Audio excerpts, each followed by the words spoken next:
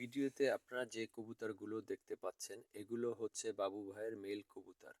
আর এর আগের ভিডিওতে যে কবুতরগুলো আপনাদেরকে দেখিয়েছিলাম সেগুলো ছিল বাবু ভাইয়ের ফিমেল কবুতর।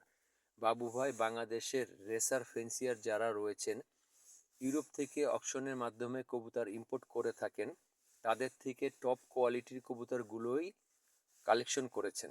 তবে বাবু ভাই মূলত দুইটা চোখের কবুতর পুষেন, একটা হোয়াইট ক্রিস্টাল পাথর চোখের আর একটা হচ্ছে রেড ক্রিস্টাল পাথর চোখের, যেটাকে আনার চোখ বলা হয়। বাবু ভাইয়ের কাছে কোনো হুমা বা জলসা চোখের বা কোনো ক্রসবিট আলতু ফালতু কোনো রেসার কবুতর নেই। বাবু ভাই 100% অথেন্টিক রেসার কবুতর পুষেন।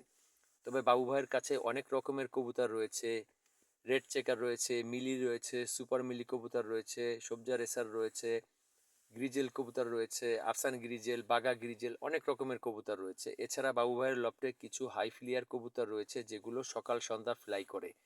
এছাড়া বাবু ভাইয়ের কাছে ইংল্যান্ডের ব্ল্যাক কেরিয়ার হুমা রয়েছে এবং ইংল্যান্ডের হোয়াইট বার পিজন রয়েছে।